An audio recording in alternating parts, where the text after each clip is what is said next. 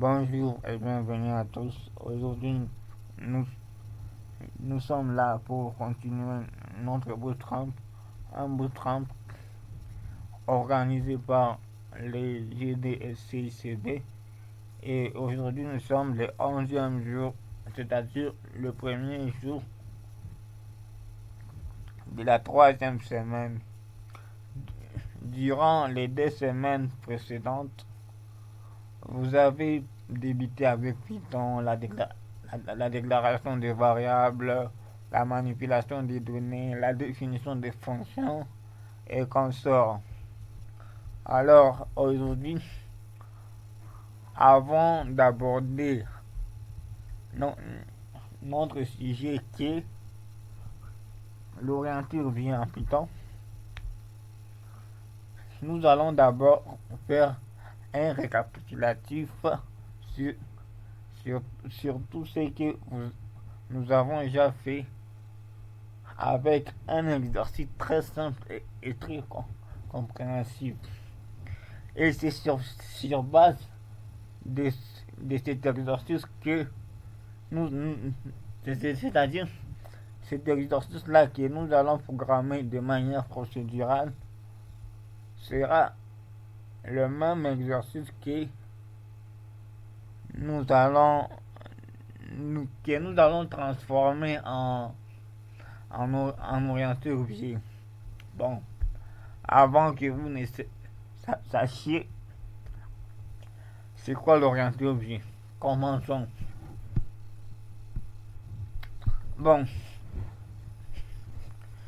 ici, comme nous pouvons le constater, nous avons une variable liste personnes qui contient des dictionnaires.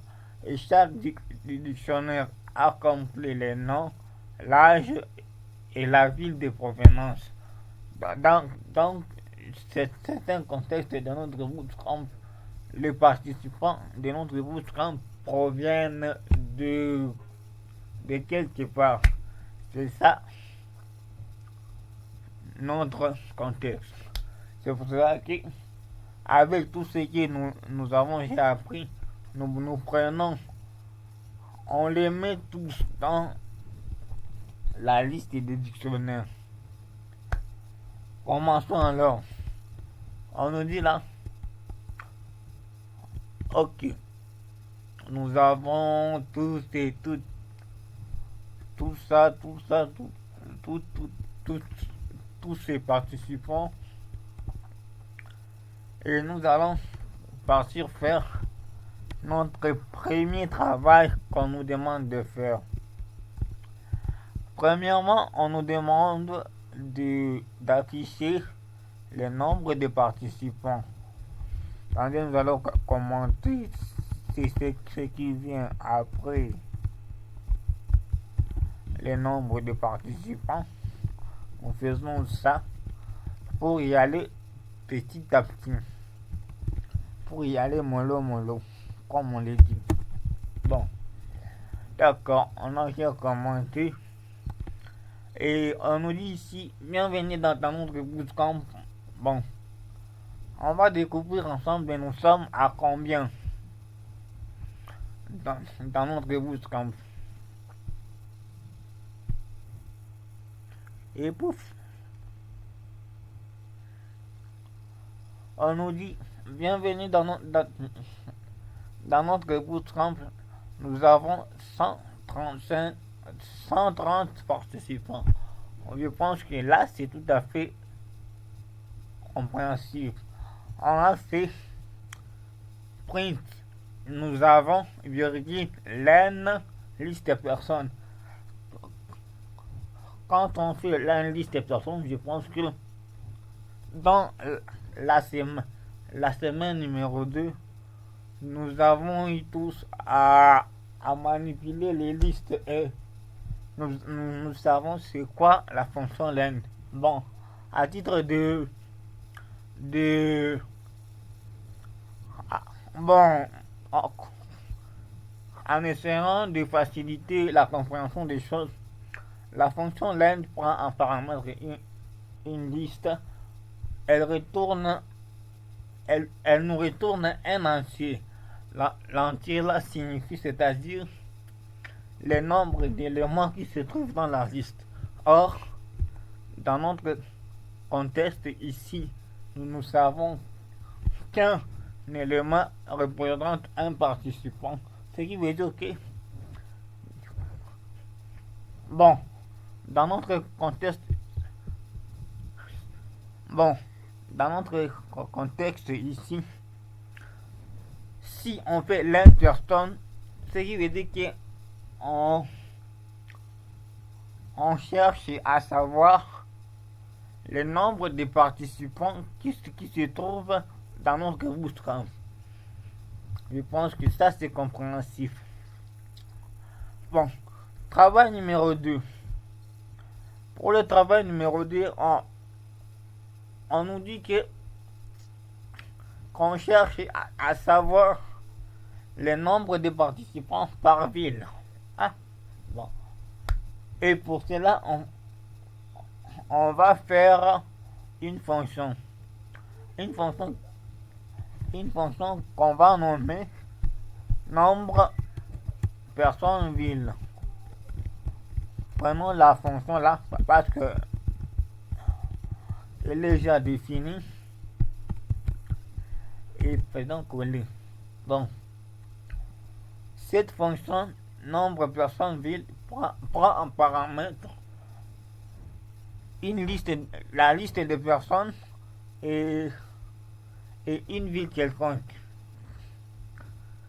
Comme vous pouvez le constater, la ville sera un string tandis que la liste de personnes sera une liste plutôt. Une liste. Pourquoi nous disons que la ville sera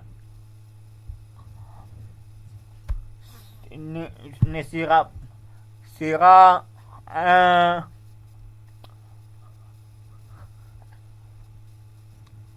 pourquoi nous disons bon, continuons. Bon, nous prenons en paramètre la liste et la ville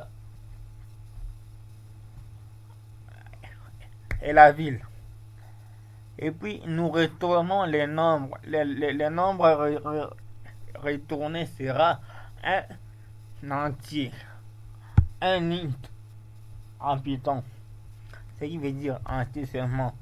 Et bon, voyons ce qui se passe dans le corps de notre fonction. Dans le corps de notre fonction, nous définissons une variable que nous nommons nombre. Nombre que nous initialisons à 0 parce que nous considérons que il n'y a pas de personnes qu'on a déjà retrouvées à l'avance. C'est-à-dire, on suppose que prenons par exemple, si on cherche à savoir le nombre de participants dans notre bootcamp qui viennent de Bukavu, on suppose que nous avons 0 participants avant de commencer à chercher. Parce que cette supposition, elle est vraiment capitale. Commençons. Bon. Et après, on boucle sur la liste de la personne. Bon, vous voyez peut-être cette façon de boucler. Je pense que vous l'avez vu au 7e jour, si je ne me trompe pas bien. Bon.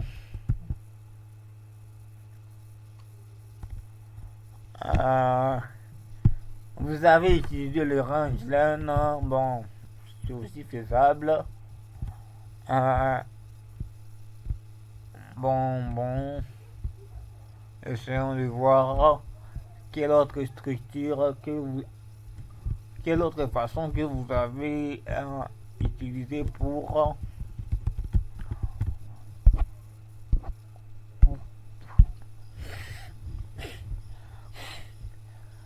pour, pour parcourir les listes. Bon,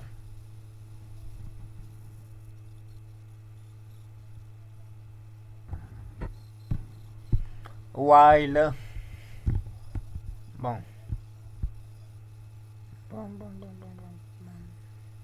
bon. Apparemment, cette manière de boucler sur les listes n'est pas encore apprise. Bon, expliquons un peu cette manière et la différence qu'il y a entre cette manière et les autres. Avec cette manière, nous accédons directement sur le, les objets qui sont dans la liste. C'est ça. C'est-à-dire que nous n'y accédons pas par index, mais nous y accédons directement. De telle façon que ici, vous ne verrez, avec cette manière de boucler sur la liste, sur cette liste, vous ne verrez jamais des erreurs liées aux index. C'est-à-dire, par exemple, le dépassement des index, vous n'aurez jamais ces erreurs. C'est pour ça que nous avons voulu, c'est-à-dire, peu importe le nombre d'éléments qui se trouvent dans la liste, elle doit boucler jusqu'à jusqu'à la fin de la liste. Et c'est ça la différence seulement qui se trouve entre cette manière de boucler et les autres manières que nous avons déjà vues dans les séances précédentes. Et comme je vous l'ai dit, personne, prenons par exemple, lorsque on va arriver au dernier index, bon, pour ceux qui utilisent les index, bon, pour le dernier index, nous aurons personne sera les derniers dictionnaires ici. Donc, c'est-à-dire Zoé, les noms sera Zoé, âge et âge 25 et la ville c'est Marseille. En fait, c'est ça seulement la différence qui se trouve entre. Mais prenons par exemple si vous avez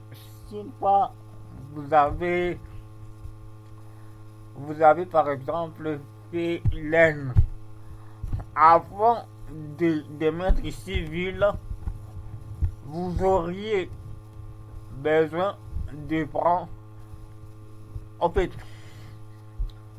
vous n'auriez même pas fait ici personne parce que vous auriez par exemple prendre cette liste et vous mettez l'index. Prenons par exemple si c'était bon, essayons de commenter. Par exemple ici c'était for sleep in range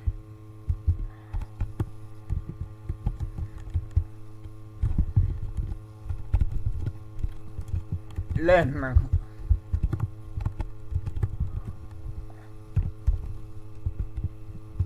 liste personne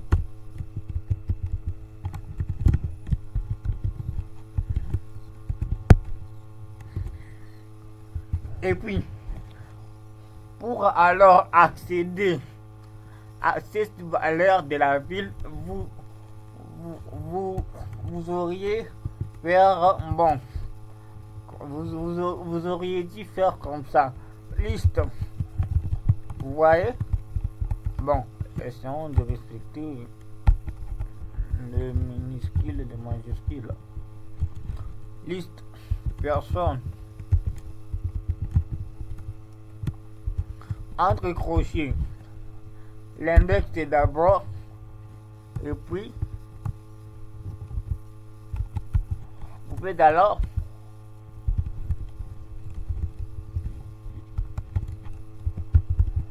ville. C'est-à-dire, ça serait encore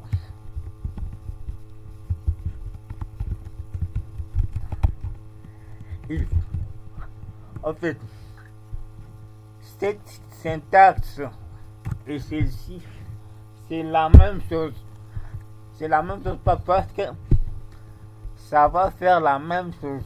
C'est ça l'idée, mais nous avons préféré la première syntaxe parce que là-bas, on n'a pas encore on n'a pas besoin de mettre des index, c'est-à-dire que nous savons que nous accédons directement à l'élément dont nous avons besoin. C'est ça la différence entre les deux manières de boucler. Bon. Qu'est-ce qui se passe ici sur la condition if?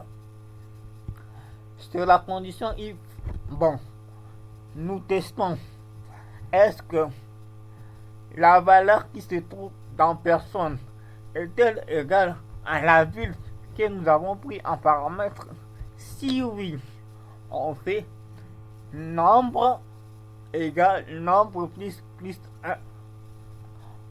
C'est-à-dire que nous ajoutons à chaque test, nous ajoutons une unité dans la valeur des nombres. Par exemple, si nous avons déjà trouvé 5 personnes, si une fois une autre personne, c'est-à-dire si une fois cette condition est vraie, on prend les 6 d'abord et puis on ajoute encore, c'est-à-dire nous ajoutons une unité, ce qui veut dire que ça sera 6 alors. Et puis nous retournons encore là et jusqu'à la fin. Cette fois ça arrive à la fin, on retourne les nombres alors. Et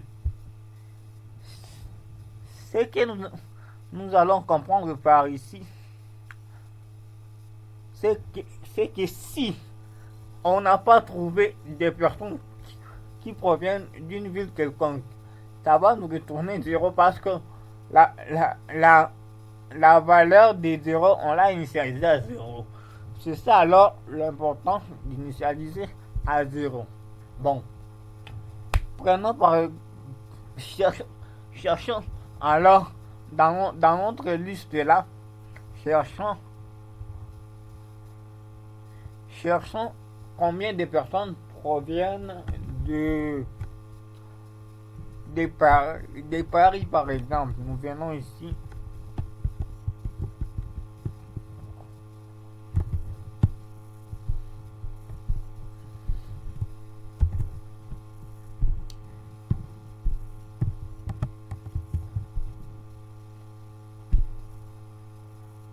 On nous dit que 44 participants viennent de Paris.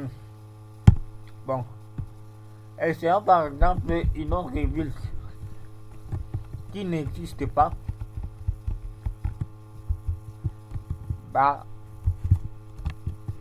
Bamako. Je pense que il n'y a pas de personnes qui viennent de Bamako ici, dans notre bootcamp.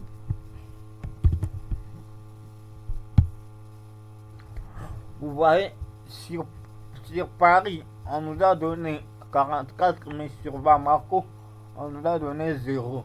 C'est ça l'importance d'initialiser nombre à 0 dans notre fonction nombre personne ville. Bon, continuons. Bon, qu'est-ce que nous allons faire? Nous allons faire une fonction qui va nous permettre d'ajouter une personne. Bon, je pense que ça c'est vraiment facile, hein, parce que on aurait pu certainement liste, on aurait fait liste personne point append, nous ouvrons les crochets, nous mettons non. Bon, essayons d'ajouter quelqu'un qui vient de Bamako.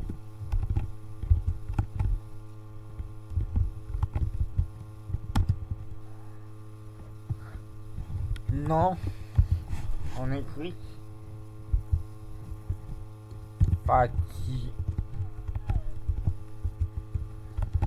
Fatima et l'âge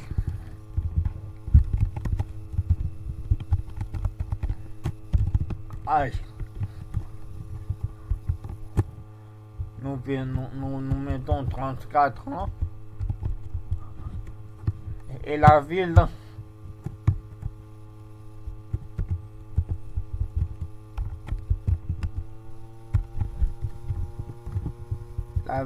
nous mettons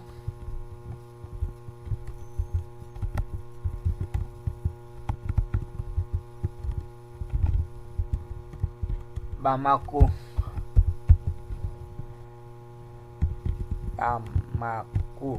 Ok. Ici, le résultat sera, comme nous l'avons ajouté avant d'appeler notre fonction nombre personne ville. Bon, on va nous afficher qu'il y a 130 participants, mais on va nous dire qu'il y a une personne qui vient de Bamako. Or, là, à l'état actuel, la liste aura plutôt 131 personnes.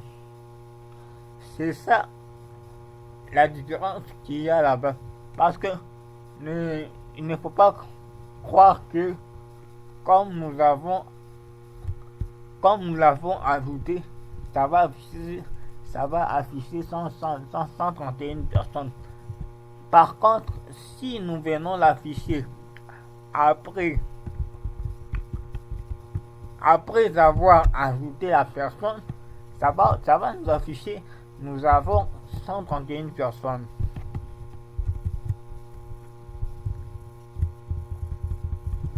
Bon. Ok. Vous allez voir que les deux messages seront différents. Ici, dans le premier message, on va nous dire que nous avons 130 participants. Dans le deuxième message, vous allez comprendre que on va nous dire que nous avons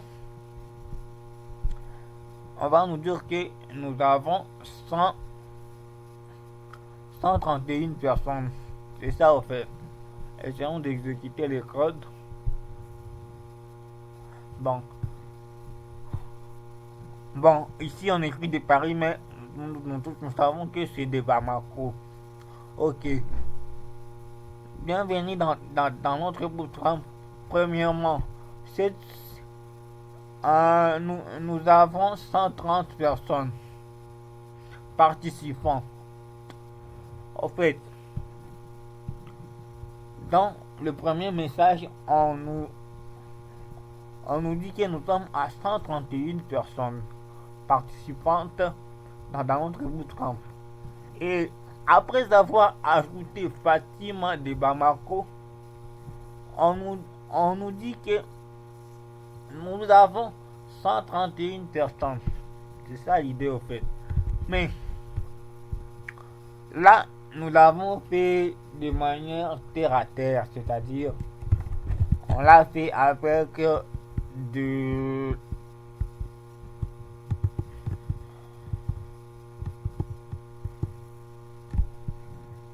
avec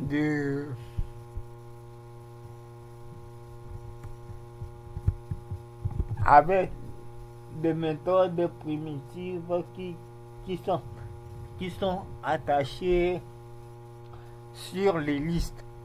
Bon, on, on peut le faire d'une autre manière. Bon, je vais vous... En fait, à la fin, je vais vous donner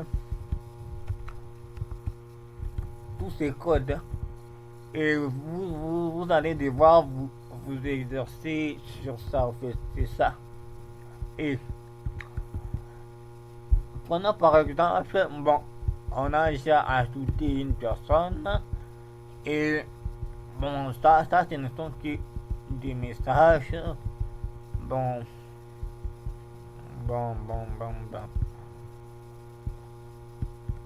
Bon. Modifier une personne.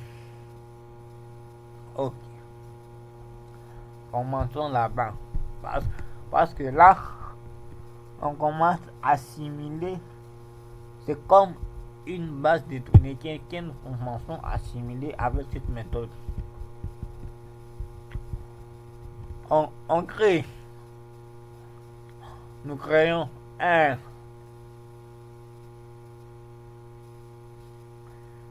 plutôt une fonction qui va nous permettre de changer les noms d'une personne dans la liste. Et pour cela, nous avons besoin d'avoir toutes ces caractéristiques et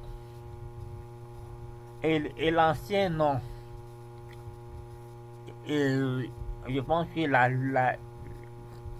comment nous avons bouclé ces compréhensifs, la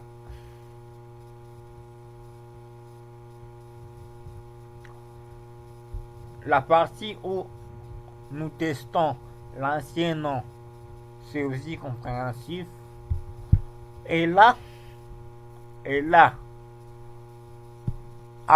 par ici sur personne, entre crochets, nom égale à nouveau nom. Je pense que on essaie tous que là, c'est changer les noms. C'est-à-dire, on change l'ancien nom. C'est-à-dire, nous écrasons l'ancien nom. Nous mettons les nouveaux noms et les nouveaux âges et la nouvelle ville de provenance. De telle façon que Amine,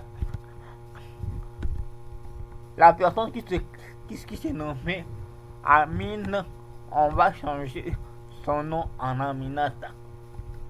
Prenons par exemple, partons par ici. On a Amine. Ok, Amine est là. Elle est là. Amine est là. D'accord. Amine est là. Et Amine, on va changer son nom. On va mettre Aminata. Et voilà comme nous l'avons fait. Nous avons appelé notre fonction. On a passé en paramètre la liste des personnes.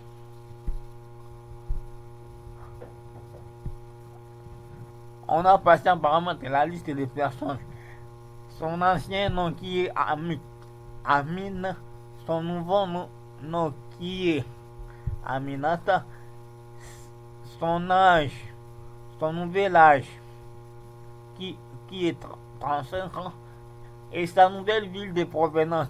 Apparemment, nous avons fait une erreur. On l'a mis à Marseille, or elle était de Paris. Et puis, elle nous a demandé de changer ça. Bon. nous changeons ça et voilà alors. C'est-à-dire, ici, on nous retourne la liste des personnes. La liste des personnes. Si une fois seulement Amine est trouvé une seule fois, c'est pour cela que, c'est pour cela que nous, c'est-à-dire que si une fois nous trouvons Amine et, et nous sortons de la boucle, et nous sortons de la boucle, et nous sortons de la boucle. C'est quoi la différence entre... Attendez, nous allons voir. La différence... Bon, la différence serait si une fois nous avions fait ça. C'est-à-dire que si une fois nous, nous, met, nous mettions notre identifiant là où nous venons de le mettre, ça, ça ne serait pas bon. Bon, prenons par exemple, prenons par exemple ici.